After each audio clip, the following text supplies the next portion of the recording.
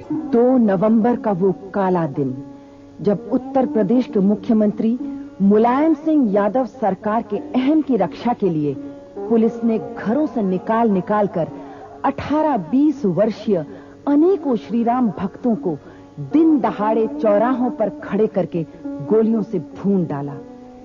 सरयू नदी मानो रक्त से लाल हो चुकी थी और अनगिनत श्रीराम भक्तों को अपनी गोद में बैठाकर बैकुंठ धाम पहुंचा चुकी थी।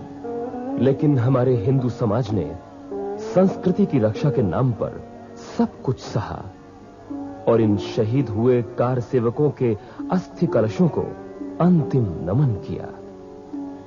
इस सब की कीमत चुकानी पड़ी उन माताओं, बहनों और नवविवाहिताओं को जिनके नौजवान बेटे, भाई और सुहाग उस निष्ठुर सरकार ने छीन लिए। उन अश्रुपूर्ण नेत्रों वाले हजारों अबोध बालकों को जिनके पिताओं ने अपने रक्त से इस मंदिर निर्माण की आधारशिला रखी। इन शहीदों की रक्त की एक-एक बूंद का हिंदू समाज तब तक ऋणी रहेगा जब तक श्री राम जन्मभूमि पर मंदिर निर्माण का कार्य संपन्न नहीं हो जाता। इसी संकल्प को दोहराने के लिए आए थे बोट क्लब दिल्ली में ये लाखों राम भक्त। अयोध्या के बारे में 2 यथार्थ हमें याद रखना चाहिए। एक यथार्थ का संबंध वर्तमान से, दूसरे यथार्थ का संबंध अतीत से। वर्तमान का यथार्थ ये है कि जिसे बाबरी मस्जिद कहा जाता है,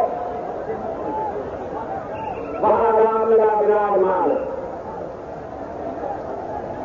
वहां पूजा हो रही है, वहां पिछले 7 साल से नमाज बंद है। अदालत के आदेश से वहां किसी अहिंदू का जाना भी वर्जित है। ये वर्तमान का यथार्थ है। अब जहां पूजा हो रही है वहां नमाज कैसे हो सकती है? क्या इस्लाम इस तरह की नमाज की इजाजत देता है? मुझे इस्लाम के जगह नहीं, हमारे यहां इसकी कोई अनुमति नहीं है। और अयोध्या का दूसरा यथार्थ यह है कि राम जन्म स्थान पर एक मंदिर था जिसे तोड़ा। पुरातत्व से, इतिहास से, लोक व्यवहार से, मान्यताओं से अभी जो दोनों पक्षों में दस्तावेज के आदान प्रदान हुए उससे ये बात साफ है कि वहां एक प्राचीन मंदिर था। जो आए उन्होंने इस देश के राष्ट्रीय स्वाभिमान को आहत करने के लिए मंदिर तोड़ा। देश स्वाधीन हो गया तो उस राष्ट्रीय स्वाभिमान की पुनर्प्रतिष्ठा होनी चाहिए। सोमनाथ के बारे में यही हुआ। स्वतंत्र भारत की प्रथम सरकार ने सोमनाथ के मंदिर का पुनर्निर्माण किया। राष्ट्रीय अपमान को धोकर बहा दिया गया और राष्ट्रीय स्वाभिमान की प्रतिष्ठा की गई। ये काम अयोध्या में भी होना चाहिए। उस समय नहीं हो सका, लेकिन अच्छा काम अगर बाद में भी किया जाए तो गलत नहीं होता, बुरा नहीं होता। यही काम अब करने का इरादा है। किसी ने ये नहीं कहा कि जिसे बाबरी मस्जिद कहा जाता है हम उसे तोड़ना चाहते हैं। हमारे यहां तोड़ने की बात नहीं है, हमारे यहां जोड़ने की बात है। संपूर्ण समाज को जोड़ने और बिछड़ों को मिलाने वाली इस रैली में जाति, पंथ, संप्रदाय का मानो कोई भेद नहीं था। गुरु गोविंद सिंह जी महाराज ने घोषणा की थी राम अवतार ग्रंथ से, राम कथा जुग जुग अटल, सबको साधत ने स्वर्गवास रमण करा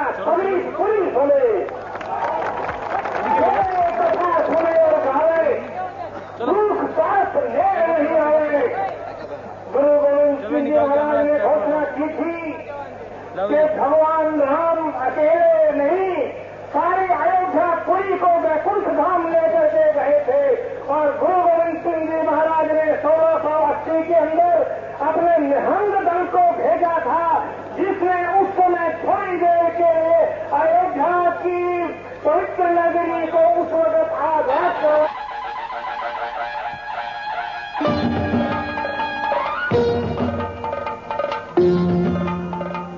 राम जी को संग ले, वेग ले, उमंग ले, राम जी को संग ले, वेग ले, उमंग ले, राम जी की सेना चली, राम जी की सेना चली।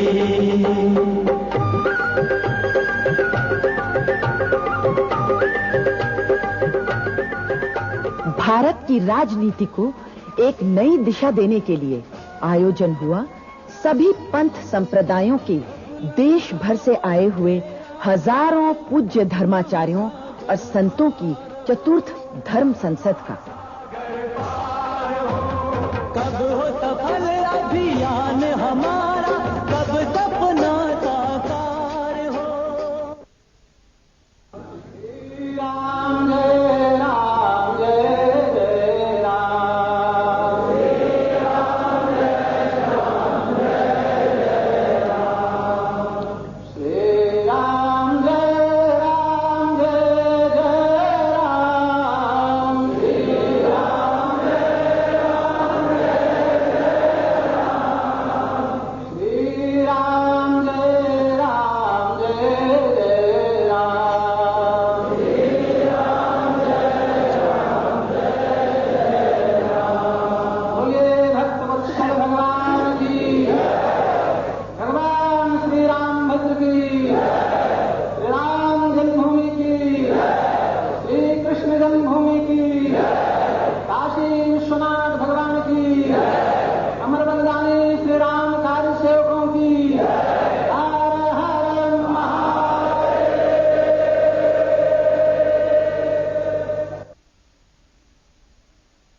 कोई इनका प्रथम कर्तव्य है उस राष्ट्र को, उस भगवान राम की जन्मभूमि को राम जन्मभूमि न्याय जानते हैं कि चाहे वो कश्मीर की समस्या हो, चाहे वो पंजाब की समस्या हो, चाहे वो अयोध्या की समस्या हो, चाहे वो आसाम की समस्या हो, हर समस्या हिंदुओं के खून के साथ खेलती है। उसकी कीमत हिंदुओं को चुकानी पड़ती है। देश में चाहे जहां दंगे होते हों, चाहे जिस जाति और संप्रदाय के बीच में होते हों, लेकिन उसकी कीमत हिंदू जान माल को देनी पड़ती है। वो आज से नहीं, स्वाधीनता के प्रथम दिन से ही शुरू हुआ। जब इस देश का बंटवारा हुआ तो हिंदुओं के खून की कीमत पर हुआ, हिंदुओं के प्राण की कीमत पर हुआ, हिंदुओं के सिर की कीमत पर हुआ। और उसी दिन से इस देश में सामुदायिक दंगों का एक इतिहास चला आ रहा है, वो अनवरत चलता चला जा रहा है। और हर सरकारें ऐसे इतिहास को हवा देती हैं, हर राजनीतिक दल ऐसे इतिहास को आगे बढ़ाते चल रहे हैं। स्वतंत्रता और लोकतंत्र की सुरक्षा के लिए, भारत की सीमाओं की सुरक्षा के लिए, अखंडता, अस्मिता, प्रतिष्ठा की सुरक्षा के लिए धर्म संसद के धर्माचार्यों को, हिंदू समाज को यह निर्देश देना ही पड़ेगा कि वो राजनैतिक दृष्टि से जागें और अपने मत का सोच समझ के उसका उपयोग करें। हिंदू के वोट का जब तक ध्रुवीकरण नहीं होगा, हम इन अपमानों के दौर से मुक्त नहीं हो सकते। जय श्री राम।